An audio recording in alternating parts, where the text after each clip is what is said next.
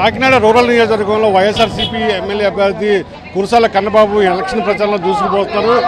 తోరంగిలో ఆయన భారీ ర్యాలీతోటి ఎన్నికల ప్రచారంలో పాల్గొన్నారు. ప్రస్తుతం కన్నబాబు మనతో ఉన్నారు. వార్తా మాటలు ప్రఖ్యాతం. ఇక్కడ కన్నబాబును చూసినట్టే అడుగు అడిగిన మహిళలు హారతులు ఇస్తూ ఆయనకి స్వాగతం పలుకుతున్న పరిస్థితి ఉంది. ముఖ్యంగా మహిళలంతా కూడా ఆయనతో సెల్ఫీ దిగడానికి కూడా పోటీ పడుతున్న దృశ్యాలు మనం కూడా చూసుకోవచ్చు. ముఖ్యంగా ప్రజలు ఏదైతే గడిచిన 5 ఏళ్లలో సీఎం జగన్మోహన్ రెడ్డి అందించినటువంటి సంక్షేమ పథకాలతో మహిళలందరూ కూడా ఎంతో ఆర్థికంగా ఎదిగిన పరిస్థితి ఉంది. ప్రస్తుతం కన్నబాబు మనతో ఉన్నారు. సార్ చెప్పండి, ఇవాళ ప్రచారానికి మహిళలు బ్రహ్మరథం పలుకుతున్నట్టున్నారు. ఎట్లా ఉంది మీ ప్రచారానికి వస్తున్న స్పందన? మీరే చూశారు, మేము ఎన్నికల ప్రచారంలో ఓటు వేయడానికి వెళ్తే వాళ్ళ విజయయాత్రలాగా భావిస్తున్నారు. అంత తేడా కనబడుతోంది. ఏదైతే 5 ఏళ్ళలో గౌరవ ముఖ్యమంత్రి జగన్మోహన్ రెడ్డి గారు చేసిన పరిపాలన ఉందో, ఒక ప్రామిసింగ్గా చెప్పినట్టుగా చేయడం, చెప్పిన దానికన్నా ఎక్కువే చేయడం, ప్రతి పథకాన్ని లబ్ధిదారుల చెంతకు చేర్చడం, అంత పారదర్శకత, ఇవన్నీ కూడా ఇవాళ ఇక్కడ మనకి ఫీల్డ్లో రిఫ్లెక్ట్ అవుతూ ఉన్నాయి. అందుకే ఎక్కడికి వెళ్ళినా కూడా మహిళలు, ప్రధానంగా పేదలు, వివిధ వర్గాలకు చెందిన పెద్దలందరూ కూడా వచ్చి ఆశీర్వదిస్తున్నారు. మళ్ళీ జగనే కావాలి, మళ్ళీ మీరే రావాలని చెప్పి కోరుకుంటున్నారు. ఆ పాజిటివిటీ కనిపిస్తుంది. ఎన్నికల దగ్గరికి వచ్చే కొద్దీ ఇంకా కనబడుతుంది. అయితే కొంతమంది సెక్షన్ ఆఫ్ మీడియా దీన్ని వేరేగా చూపించాలని, అబద్ధాలు ప్రచారం చేయాలని, ఏదో ల్యాండ్ టైటిలింగ్ యాక్ట్ గురించి ఇది తీసుకెళ్లే ప్రయాసపడతా ఉన్నారు. కానీ ప్రజలకు అర్థమవుతుంది, జగన్ గారు అంటేనే ఒక నమ్మకం. జగన్ గారు తప్పు చేయడు, ప్రజలకు అన్యాయం చేయరు. లక్షలాది ఎకరాలు పంచిపెట్టిన జగన్మోహన్ రెడ్డి గారు పేదలకి ఏదో భూములు లాక్కుంటున్నారంటే ఎవరు నమ్ముతాడు? ఇదంతా కావాలని చేస్తున్న దుష్ప్రచారం. వాళ్ళ తోరంగిలో చేస్తున్న ఈ కార్యక్రమంలో మా నాయకులందరూ కూడా పెద్ద ఎత్తున పాల్గొన్నారు.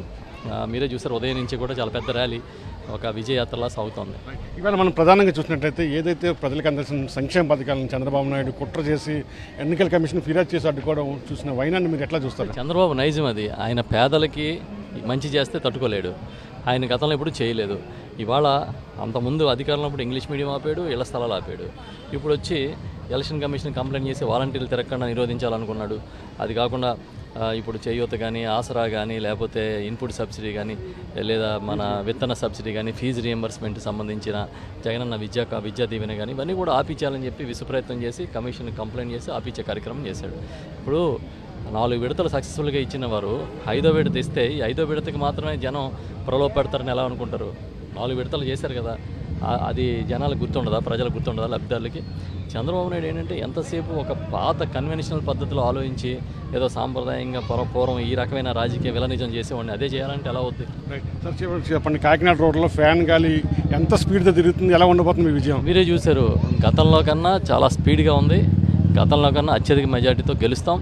డెఫినెట్గా జగన్మోహన్ రెడ్డి గారి నాయకత్వంలో కాకినాడ రూరల్తో పాటు పార్లమెంట్లోని 7 స్థానాలు, పార్లమెంట్ స్థానాన్ని కూడా కైవసం చేసుకుంటాం. మేము ఏదైతే గతంలో చెప్పామో ఆ నమ్మకాన్ని నిలబెట్టుకున్నాం అనే విషయాన్ని ప్రజలు అర్థం చేసుకున్నారు.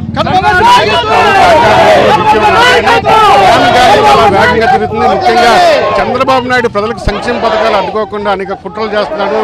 నడిచొచ్చే కుట్రకు అర్థం చంద్రబాబు నాయుడు అని ఖచ్చితంగా వైఎస్ జగన్మోహన్ రెడ్డి ఈ ఎన్నికల్లో విజయం సాధించి మరోసారి ముఖ్యమంత్రి అవుతారని చెప్పి కన్నబాబు స్పష్టం చేస్తున్న పరిస్థితి. వెంకటరామతో కలిసి కస్పాయన్ రాజు, సాక్షి టీవీ, కాకినాడ రూరల్ నుండి.